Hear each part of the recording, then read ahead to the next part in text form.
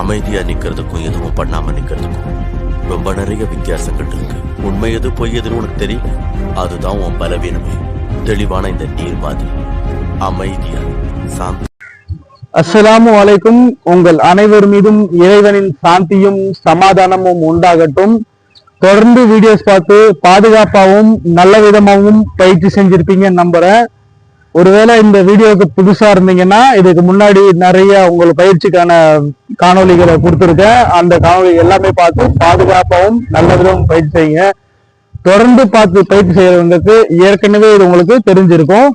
இருந்தாலும் ஞாபகப்படுத்துறேன், இதையும் நல்லா பயிற்சி செஞ்சுக்கோங்க. இதுல பயிற்சி செஞ்சுட்டு நீங்க செய்ய போற ஒரே விஷயம், ஜஸ்ட் பின்னாடி ஒரு டேப் பண்ணிட்டு இந்த ரொட்டேட் பண்ண போறீங்க. டேப் ரொட்டேட் இது செஞ்சுட்டு நெக்ஸ்ட் என்ன பண்ணுங்க, டேப் ரொட்டேட் செஞ்சுட்டு இந்த பக்கம்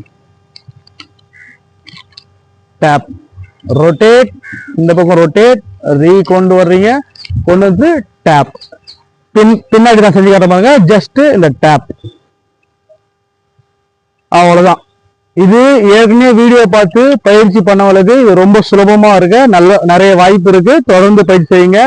புதுசா பார்க்குற முயற்சி பண்ணாலும் கொஞ்சம் கவனமா பயிற்சி செய்யுங்க. பாதுகாப்பான பயிற்சி மிக மிக அவசியம். இப்ப நான் ஒரே கையில தான் பண்ண போறேன், இந்த கையில பண்ண போறது இல்லை. ஏன்னா நேற்று நண்பருக்கு பயிற்சி கொடுக்கும்போது கொஞ்சம் அவரு புதுசா கத்துக்காரு, தவறுதலா செய்யும் போது என்னுடைய விரல்ல லேசா அடிபட்டுருச்சு. அதுக்கு கொஞ்சம் மஞ்சள் தடவி இருக்கேன் அந்த வலி குறையறதுக்காக. ஸோ நீங்க பயிற்சி பண்ணும்போது இந்த மாதிரி சின்ன சின்ன அடிகள் விழுந்தா, இந்த மாதிரி சின்ன சின்ன வலிகள் அடிகளாம் பயந்து உங்க பயிற்சியை நிறுத்திடாதீங்க. தொடர்ந்து பயிற்சி செய்யுங்க. புதுசா பண்றவங்க சரி, ஏற்கனவே வீடியோ பார்க்கலாம் சரி, முதல்ல இதை நல்லா பயிற்சி பண்ணிக்கோங்க.